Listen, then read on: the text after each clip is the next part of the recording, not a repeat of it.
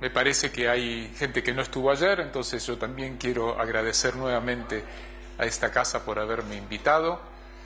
El tema que vamos a ver hoy es cómo se transmite el judaísmo de padres a hijos de acuerdo a la tradición judía y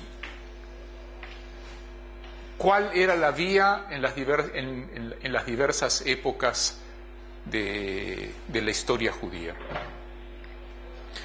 Y vamos a empezar con una fuente. Ahora está en castellano. Del Midrash. El Midrash es una interpretación de las fuentes bíblicas y de las fuentes posteriores, de las fuentes de la Mishnah. Son fuentes que empiezan a publicarse, a aparecer después de la finalización del Talmud, después de la firma, el sello del Talmud, se podría decir en cierto modo canonización o finalización de la edición del Talmud, y lo que viene después se arma en otros libros. Serían comentarios. Exacto, son comentarios, son interpretaciones y comentarios en base a toda la literatura que se publicó hasta ese momento. Hay midrashim que también se publicaron en la Mishnah y en la Gemara, en el Talmud, y posteriormente midrashim como libros separados. A partir del siglo V de la era cristiana, el Talmud se finalizó en el siglo V, más o menos se calcula en el 450. Gracias, parece que tenía la boca abierta y me sacó la palabra de la boca. Se redactaron, se escribieron dos Talmudim, dos Talmudes. Uno en Babilonia, en la diáspora de Babilonia, que es lo que hoy en día es Irak. Después de la destrucción del templo empezaron a desarrollarse con mayor vigor, con mayor fuerza, centros de estudio en Babilonia. Ahí se escribió un Talmud, que son interpretaciones y desarrollo de análisis y también leyendas, discusiones entre los sabios, entre los rabinos, y reflejan, digamos, es un reflejo de muchísimos pensamientos y muchísimas ideas, también un reflejo de muchísimas discusiones sin llegar a una solución de la cuestión, es decir, plantear 2, 3 posiciones, tal rabino piensa esto, tal rabino piensa esto, tal rabino piensa esto. Ahí quedó, a veces en forma contradictoria entre ellos. También hay leyendas bastante ridículas, hay leyendas que no es tan agradable para hoy en día leerlas. Hay muchas cosas, una creación literaria muy amplia que con el tiempo los sabios posteriores fueron eligiendo y de dónde sacar, y de ahí se sacó lo que es la halajá, la ley, la legislación de acuerdo a la cual un judío, de acuerdo a la visión específica de esos rabinos, cuáles son los preceptos que debe cumplir. Eso es el Talmud de Babilonia. También se redactó el Talmud que se llama Talmud de Jerusalén, que especialmente fue redactado ¿en dónde? En Galilea.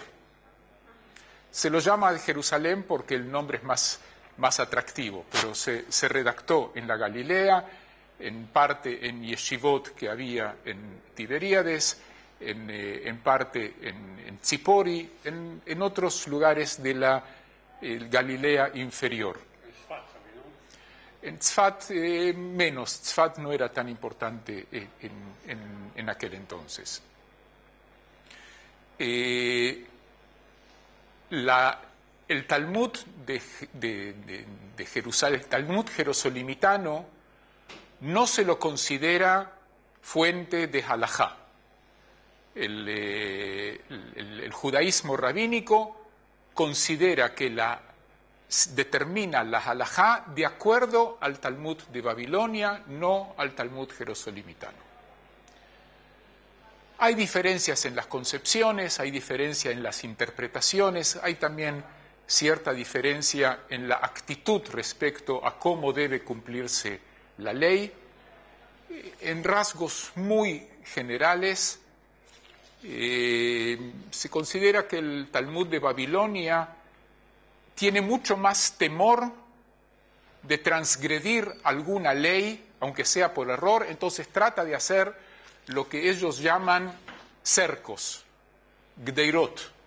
Es decir, si no, tomemos el ejemplo que mencioné ayer, si no se debe, de acuerdo a la ley bíblica, cocinar a un cabrito en la leche de su madre, el Talmud de Babilonia fue el que determinó, en cierto modo reflejó las tradiciones que fueron evolucionando, pero se refleja mucho más en el Talmud de Babilonia que el Talmud de Jerusalén, todas las limitaciones alrededor, entre otras de no comer carne de pollo con leche de vaca o con manteca, y de separar los utensilios y de esperar una cantidad de horas desde que se ingiere lácteo con carne, digamos. Y esos son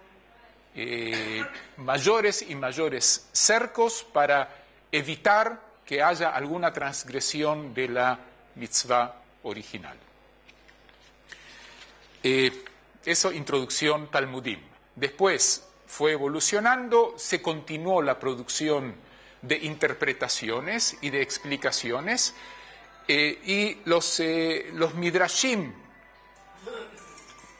se escribieron midrashim en Eretz Israel, se escribieron midrashim en otros lugares,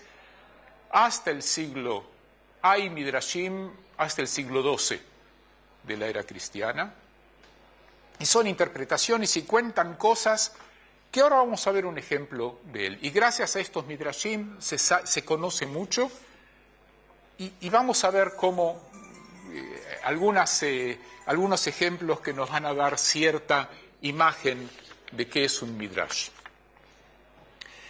Empiezo leyendo. Este midrash cuenta que Jacob de la aldea Navorai dictaminó o emitió un veredicto en Tzor, en la ciudad de Tzor. Ese es Tiro, en la costa de lo que hoy en día es el Líbano. Y este dictamen de él decía: está permitido circuncidar al hijo de una pagana y un israelita en Shabbat. ¿Por qué tenía que determinar que está permitido circuncidar al hijo de una pagana y un israelita?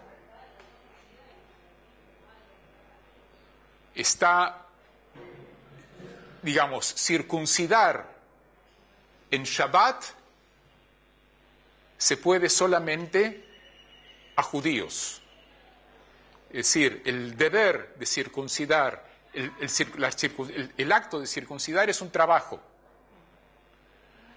Y así como Yom Kippur posterga o anula la santidad del día sábado y se hacen cosas que en sábado no se deberían hacer, la circuncisión también es un acto, es un trabajo que es más importante que cuidar Shabbat, porque la circuncisión, ¿cuándo se tiene que hacer?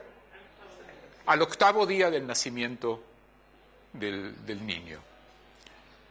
Entonces, la autorización de hacer circuncisión en Shabbat es permitida solamente respecto a judíos, porque es la transgresión del Shabbat. También se puede circuncidar a no judíos, pero ya no en Shabbat. Por ejemplo, y eso es de acuerdo a la halajá desde entonces y hasta el día de hoy, un mohel, un especialista en hacer circuncisiones, puede circuncidar a un musulmán. También un musulmán a los 12 años, cuando él es un musulmán, y la razón es para tener buenas relaciones con los vecinos. Pero no lo puede hacer en Shabbat, porque en Shabbat se puede hacer solamente con judíos. Entonces ahora, después de esta explicación, volvamos. ¿Está permitido circuncidar al hijo de una pagana y un israelita en Shabbat, de acuerdo a lo que está escrito? Y él dice, es decir, ¿qué significa? Si está permitido, quiere decir que él considera que ese hijo es judío, que un hijo de un hombre israelita y una mujer pagana es considerado judío o israelita. De acuerdo a lo que está escrito, y fueron filiados por sus familias, por sus casas paternas.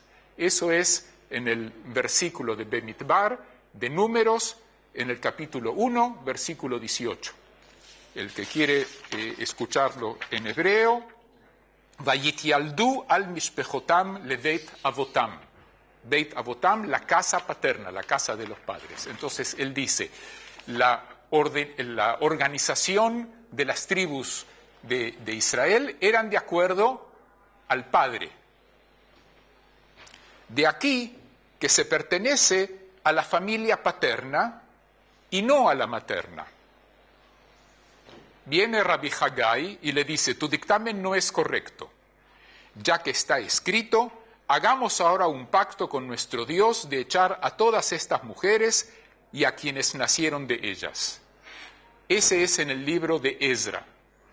Digamos, acá también tenemos una imagen, un reflejo muy interesante y muy patente de cómo era la clase de discusión entre los rabinos. Uno trae un versículo del Pentateuco, otro trae un versículo del libro de Ezra. El libro de Ezra se escribió en el siglo IV antes de la era cristiana, de la gente que retornó de Babilonia, está escrito en arameo.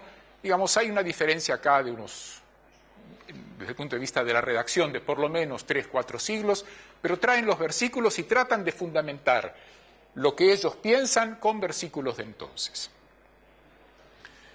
En el caso de Ezra, se refiere a que cuando se reunió el pueblo ese era el momento de Shivat Zion, cuando retornaron no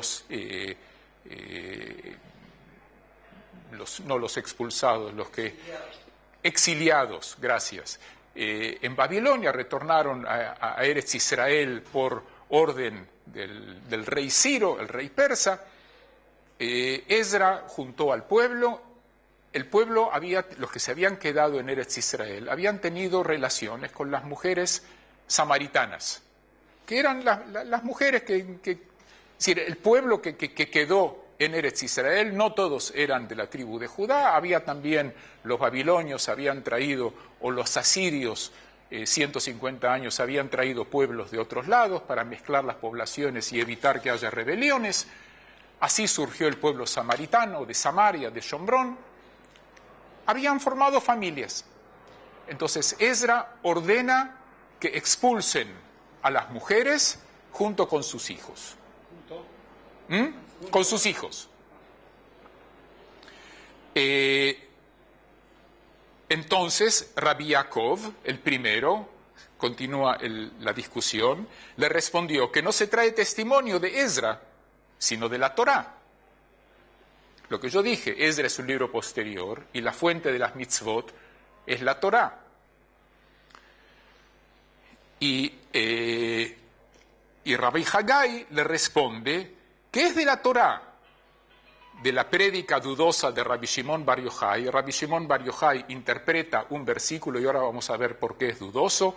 Tu hija no des a su hijo y su hija no tomes para tu hijo, porque apartará a tu hijo de mi senda. Ese es un versículo del libro Dvarim, de Deuteronomio, capítulo 7, versículo 4. Tu hijo de una israelita es considerado tuyo. Es decir, eso continúa diciendo Haggai. Tu hijo de una pagana no es considerado tuyo, es decir, no es considerado israelita. el pueblo se congrega en torno a Esdra, que viene de Babilonia, es un líder espiritual del pueblo. Esdra convoca para la lectura de la Torá y este pueblo viene. ¿En qué se apartaron del judaísmo? Están en el judaísmo. El planteo de Esdra no es porque se apartaron del judaísmo, sino por este asunto de las mujeres no israelitas.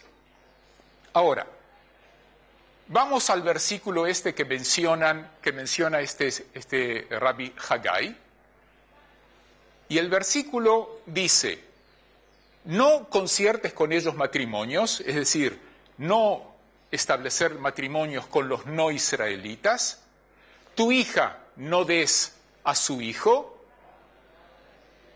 y su hijo no tomes para tu hijo, y su hija no tomes para tu hijo, porque apartará a tu hijo de mi senda.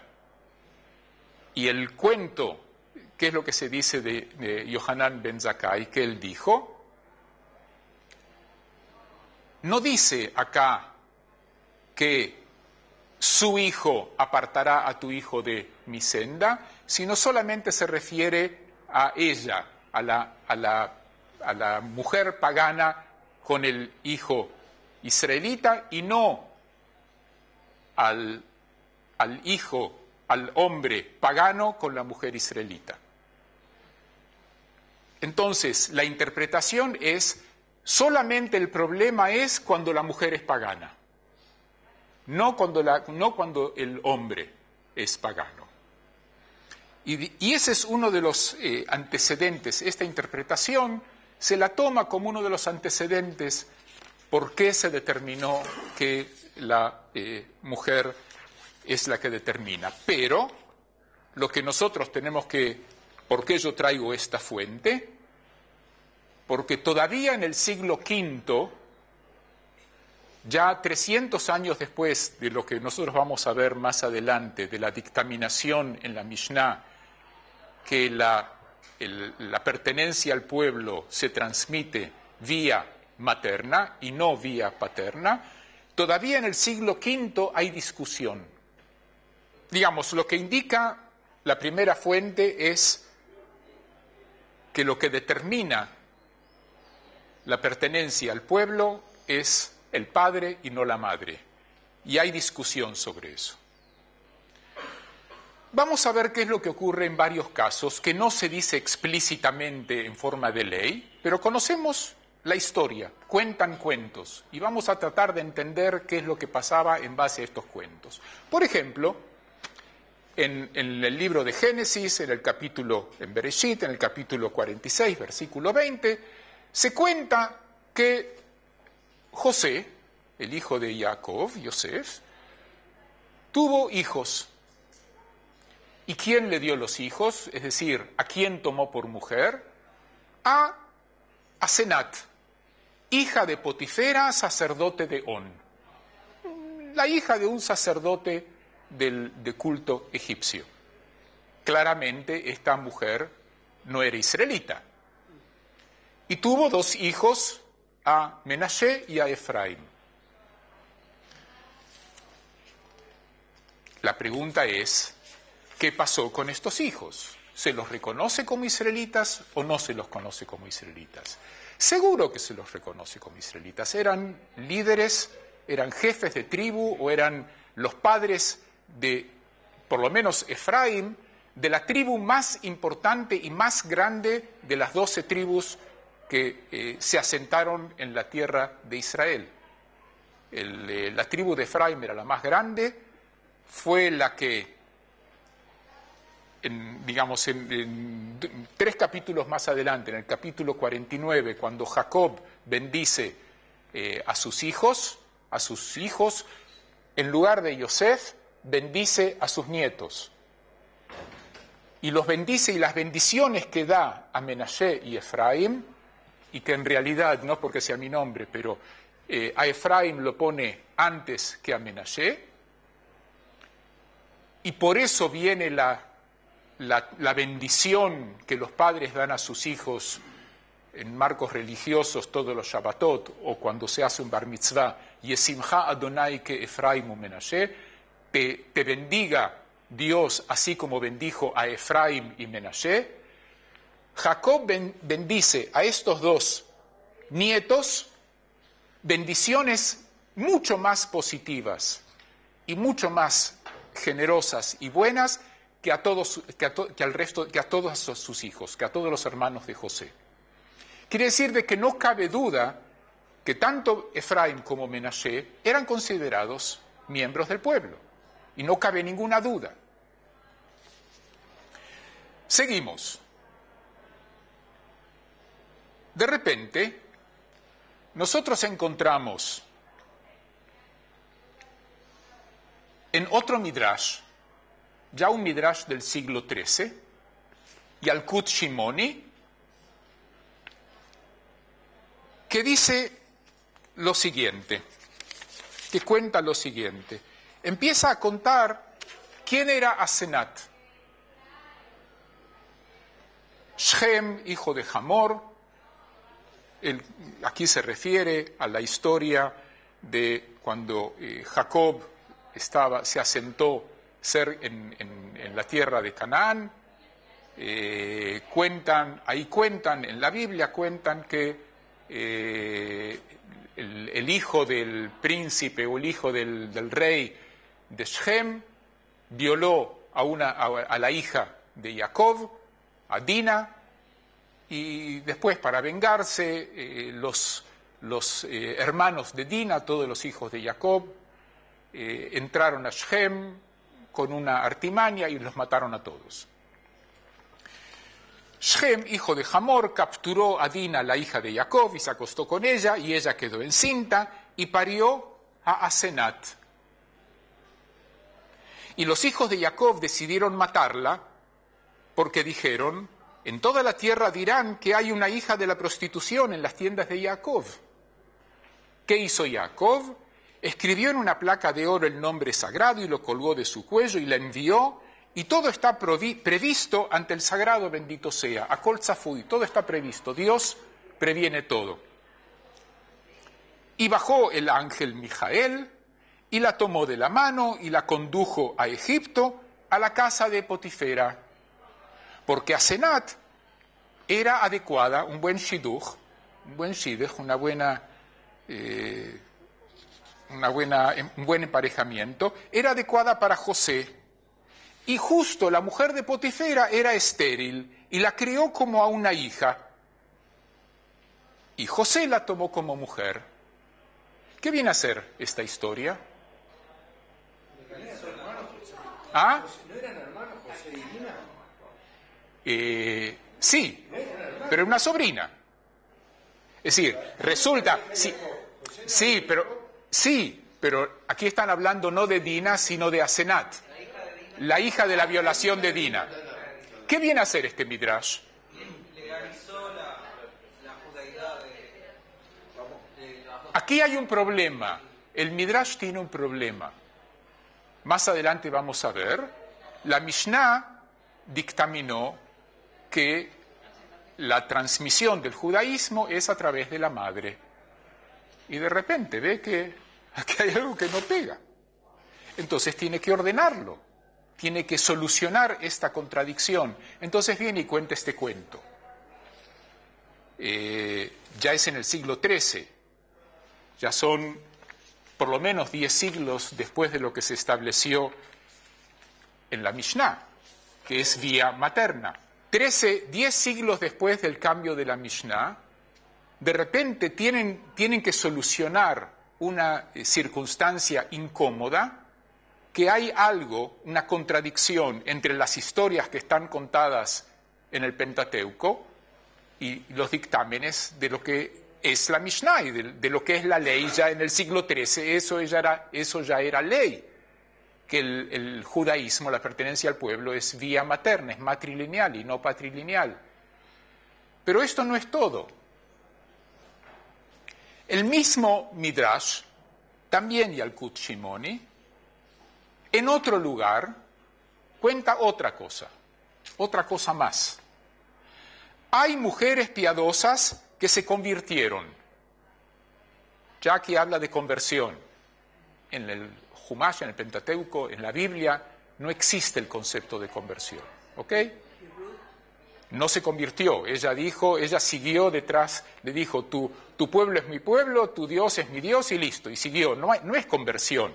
Después vinieron a decir, ella se convirtió, y aquí la tenemos. Hay mujeres conversas. Hagar, que era una de las mujeres de Abraham. Asenat, de repente aparece. ¿Y quién más aparece acá? Zipora. ¿Quién era Zipora? La mujer de Moisés. De repente se dan cuenta que hay otro problema. Zipora era midianita.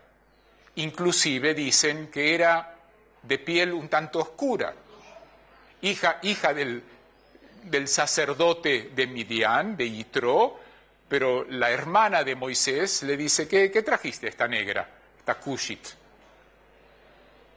Entonces también acá, y nadie pone en duda que los hijos de Moisés son israelitas, ¿ok? Que Gershom y Eliezer son israelitas.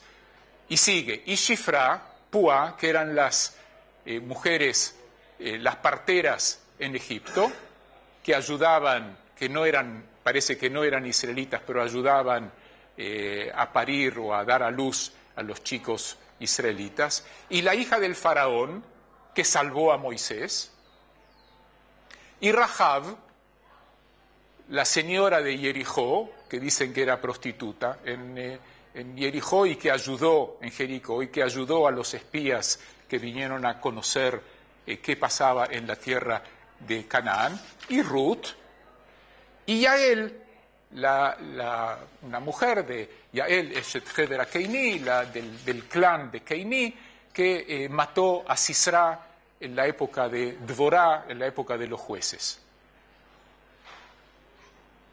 De nuevo, aquí ya hay otra historia, distinta a la anterior. Ya Asenat no es la hija de la nieta de Jacob, no es la hija de Diná, sino se convirtió. De nuevo, un intento de planchar las arrugas. Aquí hay otro caso, y es el caso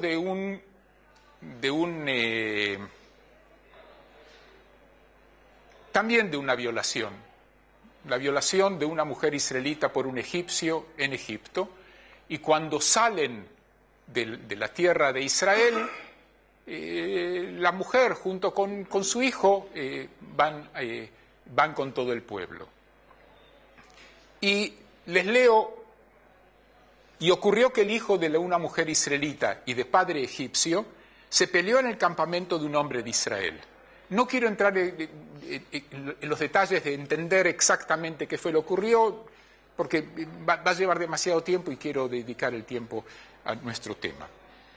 Y el hijo de la mujer israelita pronunció el nombre blasfemando, por lo cual lo trajeron a presencia de Moisés. Pronunció el nombre de Dios, porque había un conflicto sobre su posibilidad de tener una heredad en la tribu de Dan. ¿Ok? La mujer era de la tribu de Dan, y ahora vamos a ver. Y el nombre de la madre era Shlomit, hija de Dibri, de la tribu de Dan. Y lo apresaron mientras indagaban el juicio del Eterno. Es decir, lo llevaron a lo de Moisés y era el juicio de Dios. Dios es el que hacía el juicio por intermedio de Moisés. Y dijo el Eterno a Moisés, saca del campamento al blasfemo, y que todos cuantos lo oyeron maldecir pongan sus manos sobre su cabeza, y que muera lapidado por toda la congregación. Eso es lo que cuenta en el libro de Levítico. ¿Ok?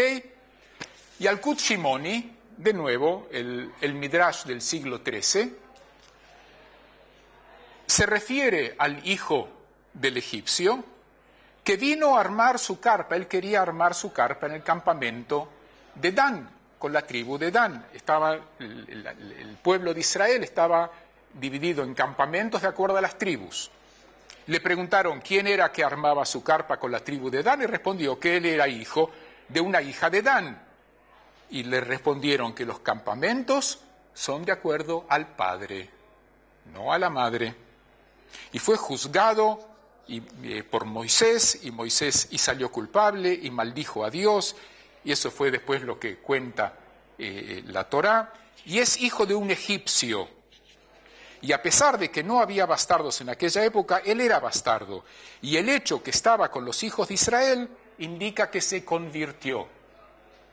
No existía conversión, pero aquí tienen que solucionar una contradicción.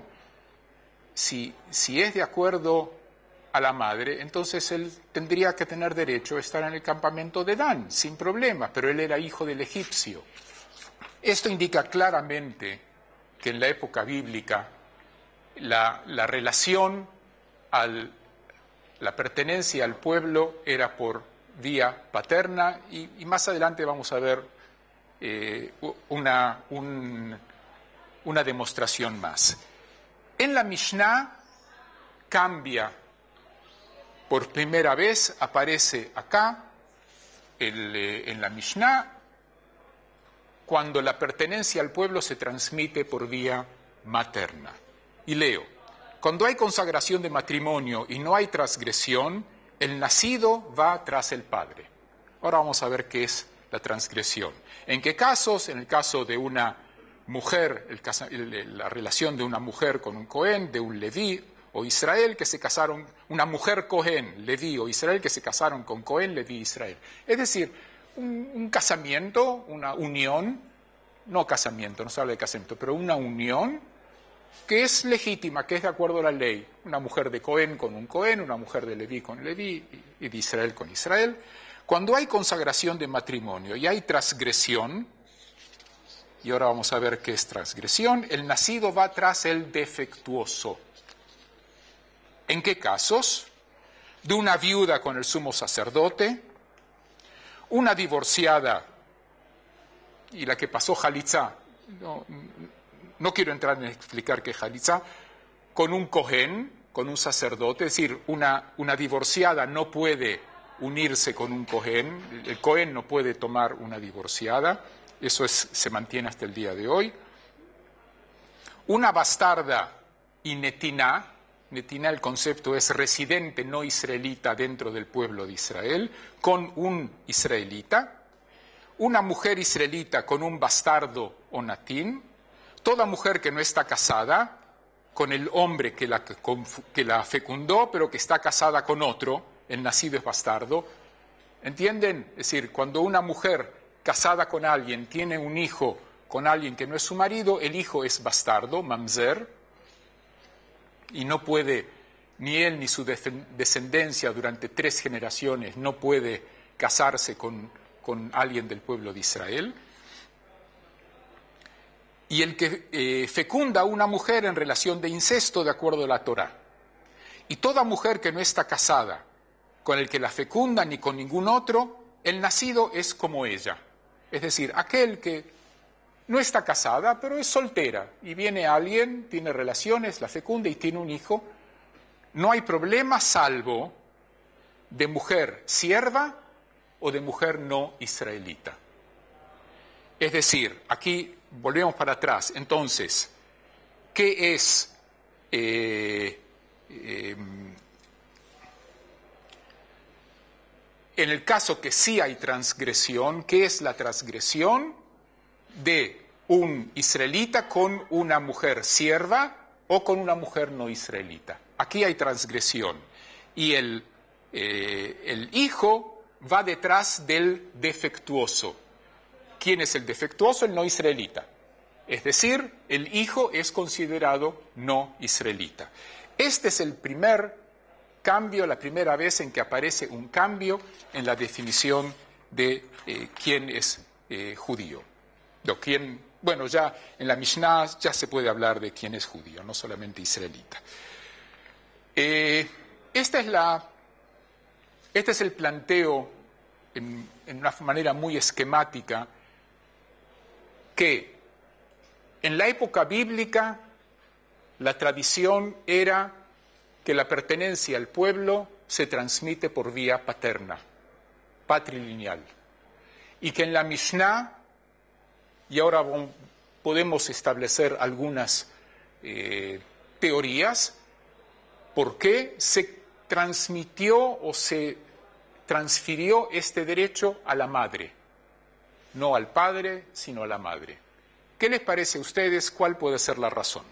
Es lo que generalmente se dice, por las violaciones, porque lo único seguro es la madre. Es generalmente lo que se dice. El planteo, yo tengo acá, puedo dar 2 o 3 explicaciones, 2 explicaciones. Primero, el asunto de lo único seguro, eso es quizás lo más corriente y lo más aceptado, inclusive en literatura más o menos científica o literatura académica, cuando en realidad la pregunta que yo hago es, más de Mechané, ¿qué problema hay de seguro o no seguro? Si el padre es israelita y dice, este chico es hijo mío, esta chica es hija mía, ¿qué hay que buscar seguridad? ¿Seguridad de qué? ¿Genética? ¿Biológica?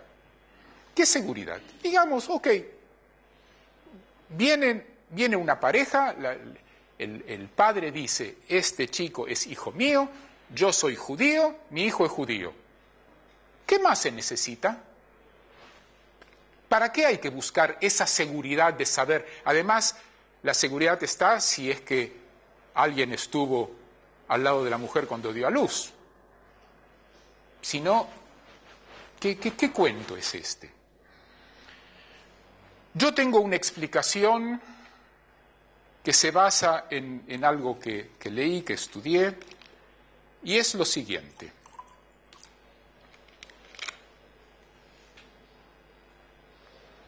En los pueblos de entonces, pero en realidad hasta el día de hoy, hay una actitud de un pueblo conquistador cuando quiere conquistar a otro pueblo. ¿Y cuál es esa actitud? Violar a las mujeres. Hasta el día de hoy. Lo conocemos en Europa, en los Balcanes, hoy en día con los musulmanes, en África, en Asia. Y no solamente. La manera de determinar, bueno, ahora yo soy el que gobierna y los hijos van a ser míos y yo violo a las mujeres. Inclusive en los Balcanes, en el conflicto, a las mujeres embarazadas las ponían en campamentos cerrados para que no puedan abortar. Esa es la forma tradicional, digamos, de comportamiento de un conquistador. Entonces, el conquistador determina de quién son los hijos, del hombre, del conquistador. Cuando un pueblo se convierte en conquistado, ¿qué interés tiene? De decir que es de la madre, para tener legalmente, si puede, la pertenencia o de poseer a esos hijos, de poder decir legalmente esos hijos son míos. Entonces busca que la pertenencia al pueblo se transmite por la madre.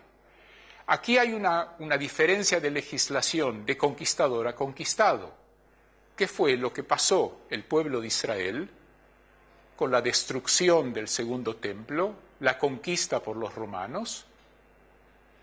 Y coincidentemente, y esta idea a mí me surgió después de leer trabajos que dicen que de acuerdo al derecho romano, la pertenencia o recibir la ciudadanía romana se transmite por el padre. En el derecho romano, la ciudadanía se transmite por el padre. Entonces, si la ciudadanía romana se transmite por el padre, los judíos dijeron, la pertenencia al pueblo de Israel se transmite por la madre. Es una teoría mía, no la puedo demostrar más de lo que dije, pero me parece que tiene es razonable. No hay una respuesta clara. El otro día, conversando por Facebook, escribí un comentario así en una discusión que mantuve con otra gente, y aquí estuvo la profesora Rachel Elior, ¿sí? Sí. No acá, pero en Montevideo. No sé si ustedes la conocen. Es una profesora brillante, es es una erudita de muchas épocas, especialmente de la época de la literatura a partir del Segundo Templo, después de la destrucción del Templo, más adelante, hasta los siglos XVII, XVIII, XIX. Es muy, muy, muy erudita. Y ella agregó, además de lo que yo escribí, ella agregó, este cambio era también parte de la discusión que había entre los rabinos y los sacerdotes, porque en el siglo I antes de la era cristiana, siglo I de la era cristiana, siglo II de la era cristiana, había una lucha interna sobre el poder, quién va a tener el poder y quién va a dirigir al pueblo, si los rabinos o los sacerdotes. Y los rabinos quisieron modificar la tradición, así como ayer mencioné que modificaron el calendario, que los sacerdotes no querían modificarlo, en contra de lo que acostumbraban los Kohanim, los Chazal, Jajameinus de Jerónimo, que es la tradición rabínica, lo modificaron también en esto, también en la transmisión de la pertenencia al pueblo, y la modificaron de la patrilinealidad a la matrilinealidad. Y es un hecho que la Kehuná, el ser Cohen, el ser sacerdote hasta el día de hoy, ¿cómo se transmite? ¿Hay un Cohen acá? Paterno. Exacto. Es paterno. Y Leví también. Digamos, los de la tribu de Leví, los sacerdotes y los levitas, se transmite por vía paterna hasta el día de hoy. Eso no lo pudieron modificar porque eso lo determinaban los Kohanim. Lo otro sí pudieron determinar. Ahora vamos a ver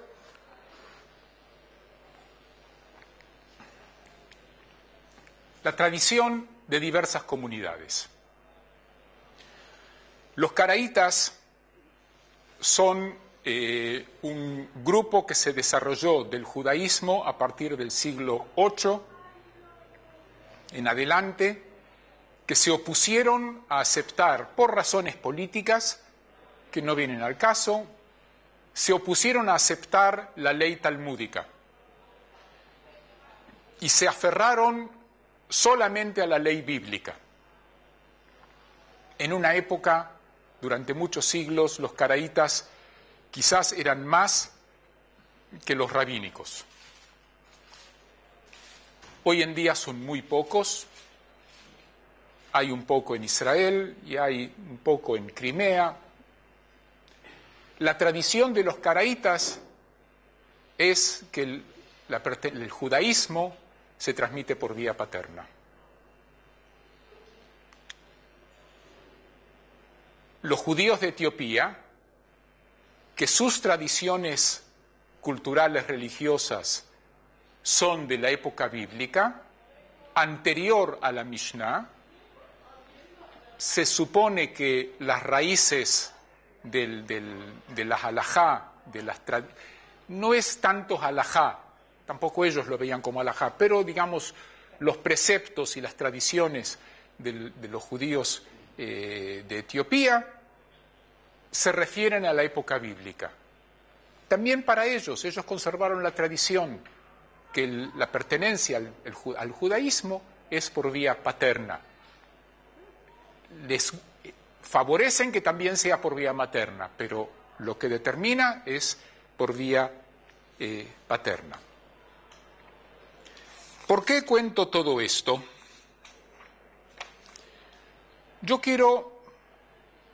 El planteo que yo quiero hacer es respecto al presente. Es muy interesante lo que pasó entonces, y la verdad que no solo que no puedo, sino que tampoco quiero discutir si en la Mishnah tenían razón o no tenían razón. Ellos consideraron que era necesario para su realidad, para la realidad que ellos se enfrentaban, modificar de vía paterna a vía materna, y si el pueblo lo siguió, ¿quién soy yo para decir que estaban en su derecho? Pero Por supuesto que esa fue su decisión y no la critico. El asunto es qué es lo que pasa hoy en día. En la realidad en la que vivimos hoy en día, ¿qué es lo que se necesita, qué es lo relevante?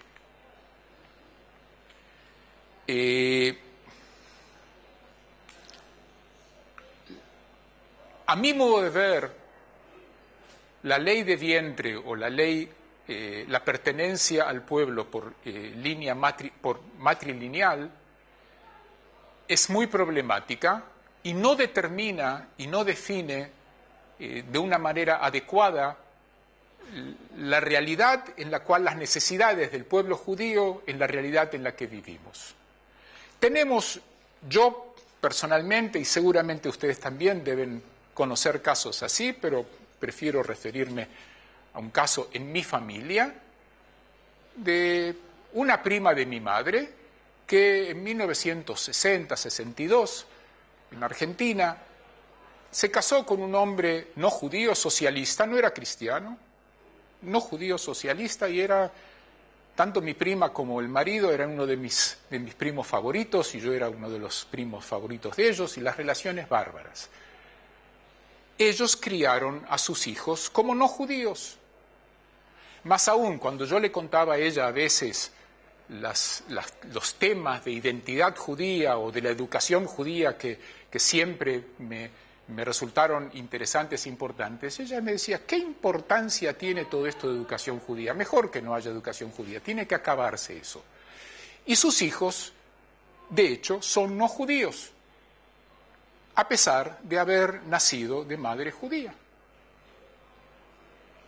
Por otro lado, conocí y conozco, inclusive entonces tenía compañeros, compañeras, o en un movimiento juvenil, o en un colegio judío, o ya como maestros, como colegas maestros, que eran hijos de madre no judía, que no quiso convertirse, y padre judío.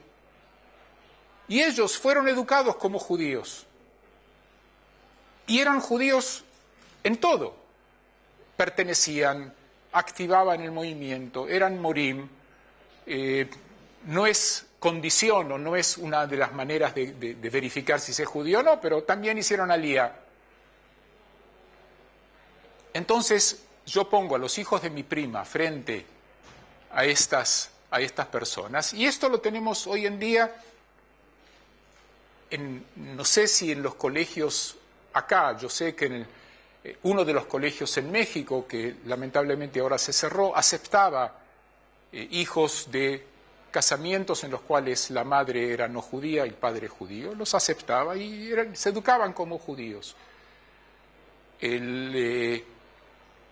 en movimientos juveniles, salvo el movimiento Bnei Akiva, del Mizrahi, de los religiosos, que no estoy seguro si es que preguntaban o no preguntaban, pero probablemente sí preguntaban, pero todo el resto de los movimientos, el movimiento sionista, nunca se preguntó si el que se incorpora es hijo de madre judía o no. Nunca. Entonces la pregunta es, ¿cuáles son las necesidades nuestras hoy en día? Pero fundamentalmente, ¿cuáles son los criterios para determinar si alguien es judío? ¿Cuál es el factor determinante? ¿El nacimiento? ¿La educación? ¿La identificación personal? A mi modo de ver, y de acuerdo a estas demostraciones que yo traigo, lo que determina es la educación. Y por supuesto, si es que la persona quiere identificarse como judío. Es decir, como en el caso de los hijos de mi prima, ellos son hijos de judías, supuestamente de acuerdo a la... No supuestamente, de acuerdo a la halajá ortodoxa, ellos son judíos. Si uno va a decirles a ellos que son judíos, lo van a ver como loco a uno. ¿De dónde? Por lo tanto, lo que determina, y esto es lo que define, la pertenencia al pueblo judío lo que determina es, a mi modo de ver, por un lado la educación, cómo estas personas se educan, y segundo, qué es lo que ellos quieren. En la diáspora nosotros tenemos, de acuerdo a una investigación que hizo el Instituto Pew en Estados Unidos sobre identidad judía, y el que se interesa en estas cosas le sugiero que busque en Internet esta investigación. El tema de casamientos exogámicos, un judío y un no judío, hay ya 58% de casamientos en los cuales por lo menos uno de los dos es judío. ¿Ok? Ahora, ¿qué ocurre con sus hijos? 2/3 de ellos, 2/3 de estos casamientos van a educar a sus hijos como judíos. Entonces, ¿qué es lo que nosotros tenemos que hacer? Además, lo que determina es a qué escuelas, es decir, cómo estas familias educan a sus hijos como judíos, los envían a escuelas judías, se integran en marcos sociales judíos, y de esa manera sus hijos se crían como judíos. ¿Y qué ocurre en Israel? La ley del retorno, que es una de las primeras leyes, es la ley del retorno que determina que todo judío que llega a Israel recibe la ciudadanía judía, es la ley fundamental que convierte al Estado de Israel en un Estado sionista. Es lo que siempre los árabes, en toda posibilidad de negociación, todavía ya en las negociaciones que hubo en alguna época o que no hubo, pero que se hablaba con Egipto, decía nosotros, Nasser, nosotros vamos a hacer la paz con ustedes, pero primero tienen que cancelar la ley del retorno. Y felizmente el Estado de Israel siguió manteniendo su ideología sionista y no canceló la ley del retorno. Sí. La pregunta ¿es una ley secular? Es una ley civil. Es ley. No hay otra, es decir, no es halajá. Es ley civil, es una ley votada por la Knesset. ¿Y hasta el 70 cómo era? Antes del 70. No, eso fue en el 52 se legisló. Ahora vas a ver lo del 70. ¿Por qué puse 70? En el 70 se determinó que, porque se decía todo judío, ¿y cuál es el problema? Entonces, ¿quién es judío? En el 70 empezaron a haber presiones políticas. Ya en el 58 empezó el Partido Religioso Nacional a exigir que judío sea hijo de madre judía o que se haya convertido. Y querían poner que se haya convertido de acuerdo a la halajá, y eso no se aceptó. Ben Gurión aceptó modificar eso, a pesar que el ministro del Interior de Mapam, del Partido Socialista Sionista, amenazó que si cambiaban la ley él renunciaba. La ley cambió y sorprendentemente él renunció. En 1970 se estableció ya firmemente que, además de que es el converso es decir, el hijo de madre judía o converso, también se aceptó y se determinó que aquel que por lo menos tiene un abuelo judío tiene derecho a la ley del retorno. No es reconocido por la halajá, no es reconocido por el rabinato, y ahora vamos a ver. En cierto modo se determinó que si las leyes de Nuremberg determinaban que judío para ser exterminado se define como uno que de los 4 abuelos tiene uno judío, entonces lo mismo así se iba a definir también para poder acogerse y recibir la ciudadanía israelí. Esta definición de la ley del retorno, en el presente me refiero a los últimos 20 años o 30 años, permitió algo que antes era muy pequeño, la cantidad de judíos por vía paterna que se acojaban a la ley del retorno, permitió que la inmigración de judíos de la ex Unión Soviética ingresen a Israel cientos de miles de judíos por vía paterna. Algo interesante que en la Unión Soviética la pertenencia nacional es por vía paterna y no por vía materna. Entonces, judíos que en Rusia eran considerados judíos, al llegar a Israel y recibir la ciudadanía, pero a otros efectos, eran considerados no judíos. Y venían, y el rabinato y el Estado de Israel colaboró con eso, empezó a invitarlos que se conviertan. Se hizo un instituto de estudios judaicos, que empezaron a desarrollar programas de conversión. Su sueño era de hacerlo en forma masiva. La realidad fue un fracaso total. Invirtieron cientos de millones de shkalim y muy pocos miles, cuando el número de estos judíos por vía paterna, que en gran medida son considerados carentes de religión, se habla de más de 300.000. En el momento de la Aliyá, calculen, desde entonces hubo hijos y relaciones familiares, es mucho más que eso. ¿Y por qué no se convirtieron? Fundamentalmente porque ellos, y yo me encuentro muy seguido, entre otras cosas, también con parejas que vienen a pedirme que yo celebre su casamiento, y también mis colegas. Ellos dicen, me están ofendiendo, me están diciendo que yo no soy judío. A mí, en Rusia me decían Yid, y yo hice aliyá y decidí hacer aliyá en base a que soy judío. Acá vienen a decirme que yo no soy judío y yo tengo que pasar una ceremonia, aunque sea una ceremonia menor.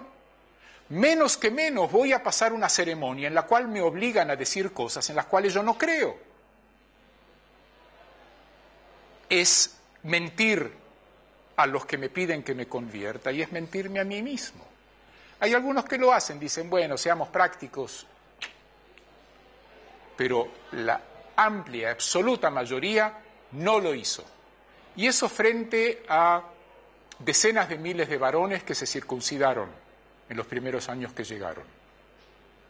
En Israel se desarrollaron técnicas urológicas bastante buenas, que empezaron a difundirse, gente que adquirió gran experiencia en circuncidar a mayores, a gente adulta.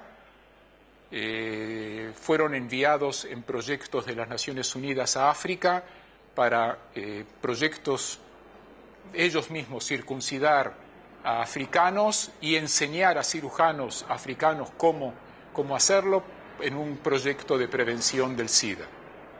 En realidad, se habla en Israel, hay gente que habla en Israel, de la conversión social.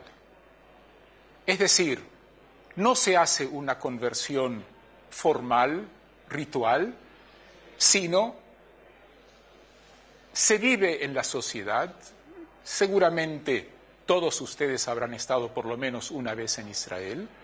El ámbito público israelí es judío, el calendario de acuerdo al que se vive es judío, las festividades, y la gente se va incorporando y va formando parte sin que nadie venga a preguntar, ¿tu madre es o no es? Se incorporan, esa es lo que llaman la conversión social. Una de las cosas es el compromiso con la sociedad, y el servicio militar es uno de los elementos de demostrar este compromiso con la sociedad. El tema que surge acá es el tema de los derechos que tienen estas personas, especialmente, o no especialmente, exclusivamente, en una situación que ayer mencioné, en la cual no hay registro civil. Entonces, las personas que quieren casarse en Israel deben ir a la iglesia a la cual pertenecen.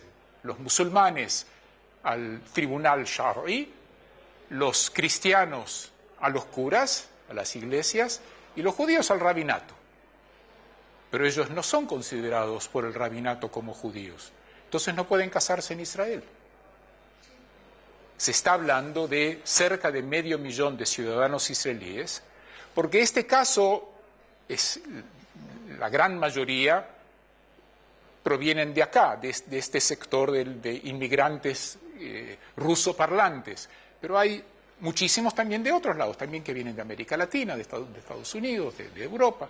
Aquí está el problema de los derechos de ellos, que si quieren casarse tienen que ir, si quieren registrarse como casados y no solamente como Yeduim Betzibur, es decir, unión de hecho, que también eso existe en Israel, que da todos los derechos a una pareja en unión de hecho, si demuestran que existe esa unión. Pero la mayor parte de las parejas sí quieren presentar un documento de registro civil, entonces tienen que viajar al exterior, a Chipre, a Praga, algunos viajan a Estados Unidos, otros a América Latina, se casan y vuelven, muestran el documento y son anotados como casados. Yo antes mencioné una investigación de los judíos en Estados Unidos. Hace un año se realizó una investigación de inmigrantes de Olim de la ex Unión Soviética, identidad judía de ellos. Y traje acá 2 ejemplos, o un poquito más de ejemplos, la página siguiente también, que verifican en qué medida la descendencia de la madre judía o del padre judío influyen o hay alguna diferencia en la identidad judía de las personas. ¿Ellos viven dentro de Israel? Sí. Esto es Israel. Esta investigación es en Israel. Es interesante esta investigación, para mí es especialmente interesante porque en varias discusiones en las que yo participé y gente presentaba investigaciones, yo les decía, ¿alguna vez se les ocurrió a ustedes hacer una investigación de tomar a un niño hijo de madre judía y un niño hijo de padre judío solamente? Y después de un tiempo, comparar su identidad judía. ¿Alguna vez lo hicieron? Y esas personas en las cuales estaba en discusión y que probablemente podían hacer investigaciones, ahí se callaban porque eso no lo hacían. Y felizmente esta investigación sí hizo eso. Fue una investigación realizada por el Ministerio de Absorción con el apoyo de Zohar. Zohar es la organización de rabinos un poquitito más adecuados o bastante más adecuados a la sociedad occidental, pero absolutamente ortodoxos, que pertenecen al rabinato. Digamos, ellos no se van a poner un traje negro y un sombrero negro, ellos se visten más o menos como yo, con una kipá tejida, pero son absolutamente ortodoxos y cumplen estrictamente la halajá como todos los ortodoxos. Digamos, esta investigación, justo resultó que esta investigación se presentó por primera vez en la Knesset en una sesión de una comisión que también yo estaba ahí porque se discutía un tema de identidad judía, justamente el tema de identidad judía y las conversiones de los judíos, de los olim de la ex Unión Soviética. Y esta investigación, pocos datos. ¿En qué medida se siente israelí? El judío por la madre y judío por el padre. Las diferencias que ven acá, en alguna medida, en gran medida, o solo israelí, las diferencias son mínimas. Si se habla estadísticamente, hay, digamos, todos se sienten. El judío por el padre se siente judío en alguna medida un 22%, el por la madre un 15%, en gran medida un poco más. solo israelí un poquito más, pero las diferencias son mínimas. ¿Cómo se define usted por religión? Aquí hay una diferencia más grande. Judío por el padre son ateos, pero es también por un sector. Y quiero hacer un pequeñito un paréntesis que no viene al caso, pero es interesante saberlo. En la investigación de Pew en Estados Unidos, el 25% de los judíos se definieron a sí mismos judíos carentes de religión. Son judíos por cultura, son judíos por etnia, en cierto modo judíos por pertenencia a una nación judía, sin religión. Eso es algo... ¿Cómo? Un 25%. ¿Qué año? Lo que dije antes, en el 2007, 2009. ¿Cómo? ¿Se consideran sionistas? Hutzamaise. El asunto de sionista es otro asunto. No necesariamente hay que ver sionista. Ese es otro asunto de política judía. Pero, digamos, consideran a Israel como un lugar importante para el pueblo judío desde el punto de vista cultural nacional. Eso sí. No sé si son sionistas, pero son... en Estados Unidos, sí. Pero volvamos a esto. Aquí nosotros... Miren, aquí casi no hay diferencia. Judío laico, digamos no ateo, de un 68% a un 62%, es mínimo. Judío tradicional, casi 12%. Digamos, el hecho de ser hijo de padre y no de madre no judía casi no modifica en la identidad. Y sí, esta es la investigación que se hizo en Israel. Ok, eso no se sabe qué es lo que pasa en otro lado, no se hizo investigación, pero estamos hablando de Israel. Una diferencia en la actitud hacia el Brit Milá, no quise extenderme, pero más o menos la diferencia es entre un 3 y un 13%. Quiere decir que no hay gran diferencia en la actitud hacia la circuncisión. Es decir, hay bastante consenso de sí mantener esta tradición. La importancia en que hijos y nietos sean judíos, hijos descendientes de madre 76, descendientes de padre 64. Que no tiene importancia de 7 a 14. Las diferencias es un 7%, en el caso de arriba un 12%, es pequeña, en un marco estadístico es pequeña, especialmente si uno considera que el índice de error, el índice de error puede ser un 3-4%, eso reduce las diferencias. Aquí es interesante. La actitud hacia casamientos exogámicos es mucho más grande, es mucho más positiva acá que acá, pero de todos modos, miren, aquí hay un 17% que se oponen, dentro de los que son hijos de madre no judía. Y el asunto de la indiferencia está bastante equivalente, y los que prefieren casamiento endogámico, aquí se me movieron los números de las columnas, el 36% de los hijos de madre judía, el 24%, de todos modos, un 24% están a favor de los casamientos endogámicos.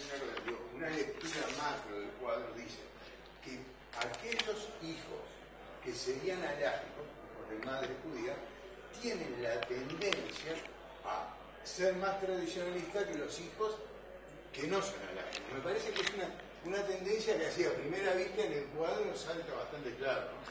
Sí, es cierto, pero es una tendencia mínima. La diferencia, aquí estamos hablando de un 10 a de un 5 a un 15%. Es decir, esta diferencia no justifica el calificar a todos ellos, a todos los que son hijos por vía paterna, patrilineales, no se justifica calificarlos como no judíos, porque se demuestra que no lo son. Se preocupan por la continuidad judía, casi igual que los hijos de madre judía. ¿Por qué esa diferencia? Si la diferencia es porque genéticamente el hecho que estuvieron, como dicen algunos místicos, que a mí me causa gracia, perdonen este comentario personal, que dicen que por el hecho de que los chicos estuvieron 9 meses dentro del vientre de una madre judía, recibieron el calor, la espiritualidad, los genes o lo que sea, y entonces por eso tienen un espíritu judío y los que no. Puede ser de que en las familias en las cuales ambos son judíos o la madre es judía, puede ser de que provienen de marcos un poco más tradicionales, pero no sé. Habría que hilar más fino, tampoco pude escarbar demasiado en esta investigación, pero yo creo que esto son conceptos muy importantes que requieren el análisis y considerar este tema. Cuando se presentó esta investigación en esta comisión, no pude contenerme, y el investigador principal, que es el investigador del Ministerio de Absorción, es religioso, usa kipá, él presentó esto, y él dijo lo que yo dije, la diferencia es mínima. En cierto modo, lo que yo digo es en base a lo que él, investigador de estadística, dijo. Entonces, a continuación, yo dije en la comisión, Haverim, ya hace 3 y 4 años que yo vengo diciendo esto en esta comisión. Esta investigación demuestra que lo que dijimos es cierto. Entonces, alguien, un representante del partido Shas, del partido ultraortodoxo sefaradí, dice, ¿pero qué querés? ¿Que cambiemos la halajá? Es decir, y lo escuché de varias personas, de varios rabinos con los cuales estuve discutiendo, estuve hablando sobre el tema y planteando las razones, y no dicen no hay otra razón, sino la halajá no se puede cambiar. ¿Cómo vas a cambiar la halajá? Y la respuesta es sí.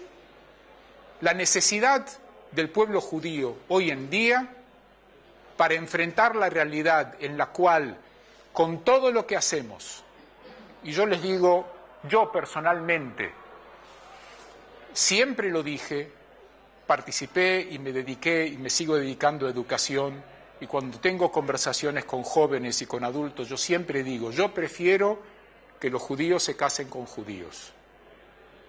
Y se hacen programas y todo lo que ustedes quieran. Y esos son los resultados, que hay casamientos exogámicos. Entonces, ¿qué es lo que nosotros tenemos que hacer? El planteo mío es que se debe poner fin a la discriminación de los varones judíos como transmisores del judaísmo a sus descendientes. Esta es una discriminación. ¿Por qué mi mujer va a tener más fuerza que yo de transmitir el judaísmo a nuestros hijos? Y la necesidad hoy en día del pueblo judío, así como probablemente la necesidad en el siglo II de la era cristiana era transferir a la matrilinealidad, la necesidad hoy es que sea por vía materna y por vía paterna. La única investigación que se hizo en Uruguay hace ya como 10 años sobre este tema planteaba lo planteaba de una óptica diferente. Es decir, la identidad es un componente bidireccional. Yo quiero ser y me tienen que aceptar. Entonces, ¿cómo es que aceptaba la comunidad? ¿A quién aceptaba más? ¿Si a los de padre judío o a los de madre judía? Y resultó que era lo de padre. ¿Por qué? Porque el apellido. Es decir, cuando yo voy a ingresar a un ámbito judío, soy fulano de tal. Cuando ese tal no es un apellido claramente judío, me preguntan el segundo apellido. Con lo cual me están generando una diferencia. Porque a mí me preguntaba el segundo y a él le preguntaba solo el primero, para dejarme entrar. Entonces, se vio que se sentían discriminados. Entonces, gran parte de los hijos de matrimonios exogámicos de madre judía decidían alejarse porque se sentían que eran diferentes, porque su apellido no coincidía con el común, o sea, no era lo esperado por el resto, ¿no? O sea, que es desde el otro ángulo lo que está hecho esa investigación, porque ahí lo que te habla es qué resultado tengo yo, qué es lo que yo quiero hacer.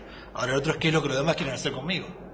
Digamos, esta discriminación o esta selección aparece cuando, en casos límites, en caso de casamiento, por ejemplo, en caso de entierro, ahí sí se verifica, en los casos, en caso de incorporarse a una escuela judía, se verifica, los que quieren controlar eso se fijan en el nombre de la madre, si la madre es judía o no. Digamos, los que quieren hacer ese filtro saben muy bien cómo hacerlo, y se hace ese filtro.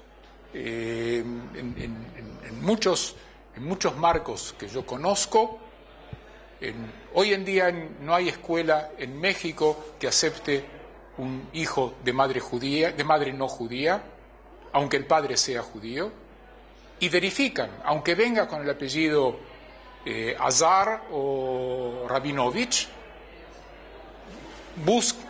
verifican, y si el apellido de la madre o la madre es no judía y no se convirtió de acuerdo a lo que ellos creen que debe ser, no lo aceptan en el colegio judío. El único colegio que lo aceptaba era la Naye Yiddish Schule, y fue cerrado hace 5 o 6 años, y ahí se acabó. Digo, mi posición es distinta, pero el aporte que podría pensar, yo tampoco tengo una teoría por lo cual pasó de patriarcal a matriarcal la sociedad, pero sí puedo tener una reflexión en que en el nacimiento no depende de la persona, y la identidad sí puede ser por medio de la educación. Si pasó a la matriarcal, probablemente porque vieron que los valores que le podían transmitir al judaísmo serían más dedicada a la mujer que el hombre, o con más posibilidad de poder hacer la educación, que creo que la educación justamente es el elemento más importante que el nacimiento, pero la mujer justamente es la que lleva a cabo la educación de los hijos, por lo menos en la realidad es así. Y quizá por ese lado es que puede haber pasado y haberse invertido, digamos, los dos orígenes, ¿no? Permíteme referir a eso. Una de las razones que se esgrimió al cambio del hombre a la mujer es lo que vos decís, que la mujer es la que se encarga de la educación de los hijos. Por lo tanto, tenían miedo que una mujer pagana iba a educar a los hijos en el paganismo, porque el hombre se iba a casar, iba a trabajar, no sé, y la que se quedaba en la casa era la mujer. Esa es otra de las razones que se esgrimió en la época de la Mishnah, y yo no vengo a juzgar si tenían razón o no. El asunto es, ¿hoy en día es así? Yo creo que no. Yo creo que hoy en día, en la manera como nosotros vivimos, la educación de los hijos está en manos de la mujer y del hombre. ¿Qué tan complicada es la conversión en Israel? Digo, ¿cómo es de complicada la conversión? Depende de la época y depende del tribunal rabínico. Hubo algunos casos hace unos años que causaron un escándalo muy grande. El Consejo Superior del Rabinato canceló conversiones que hicieron tribunales rabínicos religiosos nacionales, dirigidos por el rabino Druckmann, por ejemplo, que empezaron a verificar y dijeron, no, estas conversiones no sirven, entre otras cosas, ¿por qué? Porque los conversos no continuaron comportándose de acuerdo a las halajá como ellos quieren. No continuaron manteniendo una vida religiosa y no enviaron a sus hijos a escuelas religiosas. Y las mujeres no se vestían al estilo ultraortodoxo, con polleras largas, mangas largas, etc. Eso causó serios problemas, un serio conflicto entre Haredim, entre ultraortodoxos y religiosos nacionales, religiosos modernos, ortodoxos modernos. Hoy en día está en la lucha. No sé si ustedes vieron las noticias, en algún noticiero, también en castellano se mencionan, en Itón Gadol o en de Aurora, se mencionan también estos casos, yo los recibo y también los veo, en los cuales se trata de dar el mismo estatus a tribunales ortodoxos nacionales sionistas que a tribunales Haredim. Los tribunales Haredim generalmente exigen que la familia que ellos convierten se convierta en una familia Haredit. Y eso es muy problemático. Los ortodoxos nacionales que hacían conversiones tradicionalmente, ellos decían, y también los conservadores que hacen conversiones, los religiosos conservadores, ellos decían, ok, la persona que se convierte hace su profesión de fe, no en estos conceptos, pero hace su profesión de fe de que ellos van a cumplir las mitzvot. Si después las cumplen o no las cumplen, es cuenta entre ellos y Dios. Nosotros no tenemos que meternos. En una manera un poquito dura, ellos no hacen inquisición. Los Haredim hacen un tipo de inquisición, a ver si realmente. Y si no lo cumplen, cancelan el giur. El giur más cómodo, la conversión más cómoda para ortodoxa es dentro del ejército. No porque hacen concesiones a lo que se estudia o a lo que se dice, después cada uno hace lo que quiere, sino también porque está el marco, un marco más de mayor contención, que ayudan a los chicos, son de 18, 20 años, les ayudan, les permiten tener ese marco para estudiar y para poder pasar el tribunal. Bueno, ya se habló antes de los apellidos, y los apellidos hay de los más diversos, como que puede ser de repente, incluso muchos nazis tuvieron apellidos que eran comunes también a los judíos, Klein, Weiss, o incluso entre los sefaradíes hay Buen Cristiano, Santo Domingo. Y bueno, el segundo embajador de Israel en el Vaticano fue Aarón López, que fue tan judío como el mejor. Así que yo creo que no sé en base a qué se puede definir por el apellido, porque los apellidos son adoptados, no nacieron con la humanidad. Es cierto, no, por eso, es decir, lo que dijo David de los apellidos, es decir, tiene sus limitaciones. Yo creo que va mucho más a lo que mencionamos aquí de certificados de judadeidad de la madre, de la abuela, esos certificados. Y respecto a esos certificados, un comentario que quería hacer, hay no pocas personas en Israel que les piden a ellos para poder casarse traer un certificado de Ucrania, de lugares donde los archivos